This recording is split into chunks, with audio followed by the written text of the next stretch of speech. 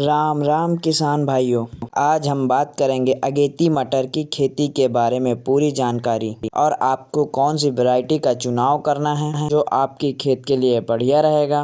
पूरी खाद की जानकारी, अगेती मटर का समय। अगर आप अगेती मटर की खेती करते हैं तो आपको बहुत ही अच्छा मुनाफा होगा, जो कि मंडी भाव बहुत ही अच्छा होता है। शुरुआत के समय में जो मटर निकलते हैं उनके भाव बहुत ही अच्छे मिल जाते हैं। अगर आप बीच में स्किप कर देते हैं तो आपको पूरी जानकारी नहीं मिलेगी। पूरी जानकारी के लिए इस वीडियो में अंत तक बने रहा करें। ऐसी ही अच्छे नॉलेज के लिए हमारा चैनल सब्सक्राइब कर लें और बेल आइकन दबाना ना भूलें। खेती की संपूर्ण जानकारी के लिए हमारा वीडियो देखते रहा करें। आपको सभी प्रकार की जानकारी दी जाएगी इस वीडियो के माध्यम से। आज हम बात कर रहे हैं अगेती मटर के खेती के बारे में। सितंबर की माह में अगेती मटर की खेती बहुत सारे किसानों को लाभ होता है और बहुत सारे किसानों को नुकसान भी होता है। अगर 100 किसान अगेती मटर की खेती करते हैं, जिसमें से 40 ही किसानों का अगेती मटर की खेती सक्सेस होता है और बाकी 60 किसानों का फेल हो जाता है। ऐसा क्यों होता है, कारण क्या है? हम पहले 5 टॉपिक में बात करेंगे। समय, जलवायु, मिट्टी, पीएच मान और खेत की तैयारी। समय आपका सितंबर का महीना। अगर बहुत ही अच्छा आपको लाभ लेना है तो सितंबर के माह में खेती करना चाहिए मटर का। अगर मटर की खेती भरपूर लेना चाहते हैं, अक्टूबर का महीना बहुत ही सही होता है। अगर आप अगेती मटर की खेती करते हैं तो 15 सितंबर तक कर सकते हैं।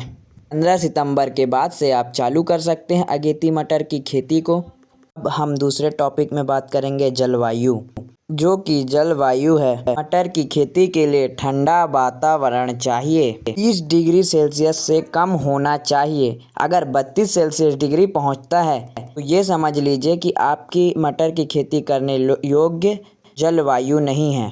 जो आपका मटर का फसल होगा वो पीला दिखेगा और बैठा बैठा टाइप का दिखेगा। अगर 30 सेल्सियस डिग्री है, 30 डिग्री सेल्सियस का 2-4 दिन का एवरेज देखें कि अगर 30 से कम आ रहा है तो बुवाई करें। बुवाई जल्दबाजी में बिल्कुल ना करें। परफेक्टली खेत की तैयारी कर लें। आपकी खेत की मिट्टी दोमट बलुई बहुत ही अच्छा, बहुत ही शानदार इसमें ग्रोथ देखने को मिलता है। वैसे भी मटर को कम पानी की आवश्यकता होती है। 2 से 3 सिंचाई भरपूर होती है। मिट्टी के बाद हम पीएच मान में आएंगे। आप पीएच मान चेक करवा रहे हैं या चेक कर रहे हैं, पीएच मान 6 से 7.5 तक होना चाहिए। अगर कम है तो चूने का प्रयोग करें और अगर ज़्यादा है तो जिप्सम का प्रयोग करें। अब हम आते हैं खेत की तैयारी पे। की तैयारी ऐसी करें कि मिट्टी भुरभुरी हो जाए। गहरी जुताई करने के बाद इसमें गोबर की खाद का प्रयोग करें। 2 से 3 ट्रॉली प्रति एकड़। ट्राइकोडर्मा कम से कम 3 kg उसी समय पर मिला के कल्टीवेटर चला दें। ट्राइकोडर्मा आपकी खेत की मिट्टी में पूरी तरह से मिल जाए, आपके खेत का उपजाऊपन जो बना दे, जो कि लाभकारी जीवाणु होते हैं, जो कि उनकी संख्या बढ़ा दे। मटर की 1 एकड़ की खेती के रासायनिक खाद का उपयोग 40 किलो डीएपी का प्रयोग करें। लगभग 10 से 15 किलो के बीच में पोटास का प्रयोग करें। इसके अलावा आपको मात्र 1 kg ह्यूमिक एसिड का प्रयोग करना है। 5 किलोग्राम सल्फर का प्रयोग करना है। सल्फर डालना ना भूले। आपको अच्छा उत्पादन लेना है तो आप इसका प्रयोग भी कर सकते हैं। बीएसपी कल्चर और आप एसएसपी का प्रयोग कर सकते हैं। आप डीएपी की मात्रा कम कर सकते हैं। अब हमको मटर के बीज का चुनाव करना है। आप कौन से बीज का चुनाव कर सकते हैं? आप एडवांटा कंपनी का GS10 का प्रयोग कर सकते हैं, जो कि बहुत ही प्रचलित वैरायटी है। रोग प्रतिरोधक क्षमता अधिक होती है। सभी प्रकार के रोगों से लड़ने की क्षमता बहुत ही अच्छी होती है। यह वैरायटी 55 से 60 क्विंटल प्रति एकड़ के दर से उत्पादन देने की क्षमता रखता है।